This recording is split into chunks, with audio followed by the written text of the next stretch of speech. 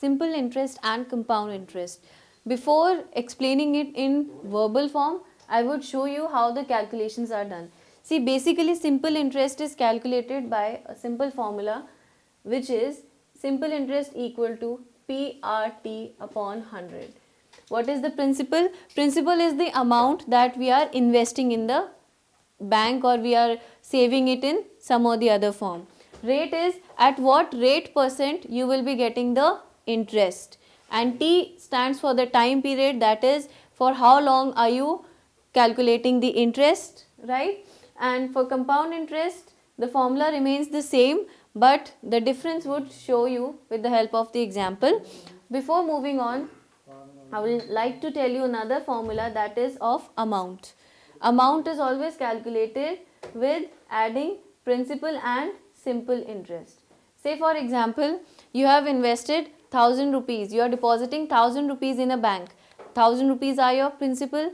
Bank is charging 10% rate. That means 10% is the rate of interest for 1 year. 1 year is your time period. Now when you calculate the simple interest, that would be 1000 into 10 into 1 upon 100. You would get some value, that would be 1000 into 10 into 1 upon 100, that would be 100 rupees. Now simple interest comes out to be 100. So what is the amount you are going to get out of your account? That would be 1000 rupees, which was your principal, plus 100 rupees.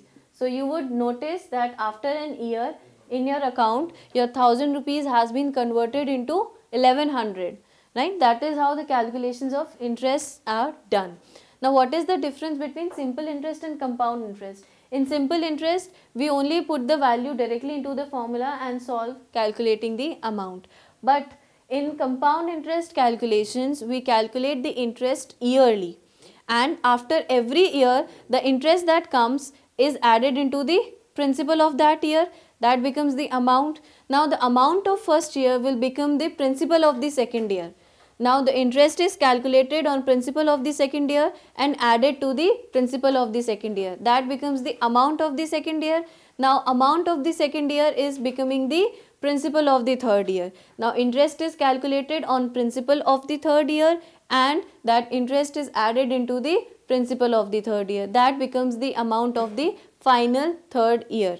That is your complete compound interest and your complete amount, right? Annual amount. Now over here I will be dealing with two different examples showing you how to calculate simple interest and compound interest. Now over here let us do the simple interest calculation. As I discussed, the formula for simple interest is PRT over 100. We need to find out the amount in this question. The principal is 10,000 multiplied with rate of interest, that is 15, into 2 is the time period, and upon 100. When you solve this, you would get 3000 as your interest. Now for rupees 10,000 invested for 2 years at 15% rate of interest, the simple interest earned would be 3000. So what is the amount? Amount would be 10,000 plus your 3000 simple interest. That comes out to be 13,000. Hence 13,000 is the final amount that you will be getting. But how to do the calculations for while you are calculating compound interest? Over here we will follow the same step. First of all, we will calculate the interest for first year. I will write it as I1. I1 would be the PRT, that is 20,000 into rate of interest is 8 and time period would be 1. Here the difference is that the interest is calculated yearly, right? So I'll take the time period to be as 1.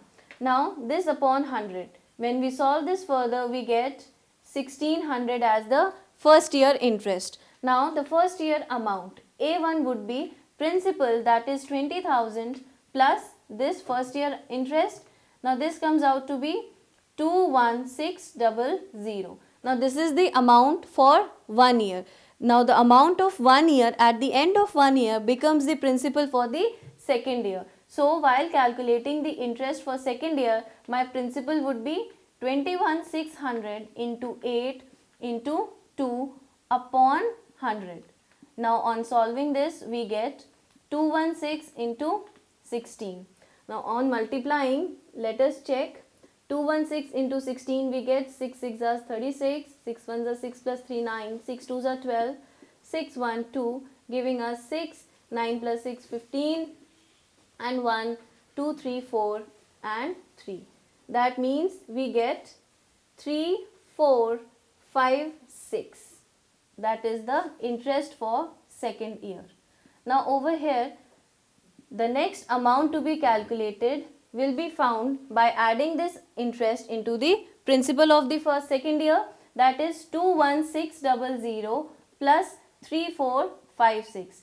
Now on adding we get 5 6, 6 plus 4 10, adding 1 3 1 and 1 5 becomes 25056. Now this is the amount for the second year. The amount for the second year is your final amount. Reason being, why? Because we had to calculate the compound interest for 2 years. Therefore, the amount came out to be 25,056 rupees. So this is how we calculate the compound interest. That is, you calculate interest on yearly basis and your amount for 1 year becomes the principal for the second year, and it goes on. So if I ask you what is the compound interest for this question, your compound interest is the interest that came on the final year. So the final year here was, because the time period was 2, the final year here is 2 years, the second interest was. So this is my compound interest, and if I ask you what is the amount that we are going to get, that would be 25,056. Now here I have made a chart discussing, comparing both simple interest and compound interest. Over here I have taken up one similarity, that is, I have taken the principal to be rupees 100 in both the cases. Now let us discuss this. See, for the first year, the principal was rupees 100 for both the cases, and interest charge was 10%. So 10% of 100 would have been rupees 10 in both the cases. Now on calculating the year end amount, this interest would be added to my principal. What do I get? 100 plus 10 would give me 110. Over here also 100 plus 10 would give me 110. Done for the first year. Moving on to the second year, while calculating simple interest, my principal is going to remain the same.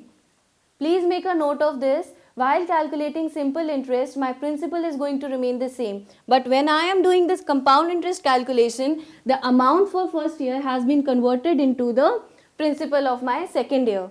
Right? Now calculating the interest. Now here if I do 10% of 100, I would get rupees 10. Over here if I do 10% of 110, it would give me 11 rupees. Now on calculating the amount, we get 100 plus 10, that would be 110. Now this is going to be added into my first year amount. The first year amount was 110 and this 10 is adding into it, so we get the amount as 120 only. But on the compound interest side, we would notice that here the amount became 121 directly. Then this was the end of second year. For third year, again we would see that the principal for simple interest was rupees 100 only, whereas the amount for the second year has become the principal for the third year. Now over here we would notice again that the interest at according to 10% was 10 here, because 10% of 100 would be 10, and here the 10% of 1 to 1 would be 12.10. On adding them both, because principal and interest add up to become amount, so they come out to be, here we are only adding all the amounts, but here we are adding the original principal for the year with the respective interest. So here we get the interest, the final amount as 133.10, and over here we got the final amount as 130. You would notice then that if you did the compound interest calculations, you got the amount a little better than this one. Why so? This means that you had the original cost price for 100 rupees in both the cases. I had rupees 100 in both the cases, and the rate of interest was also same. The time period taken was also same, that is 3 years for both the cases, but the increment came in the form of simple interest. Over here the final amount that you are getting after 3 years is 130. That means how much interest have you earned? You have earned 30 rupees in this, right? But if you consider the compound interest part, what is the interest earned? you have earned, say, how much?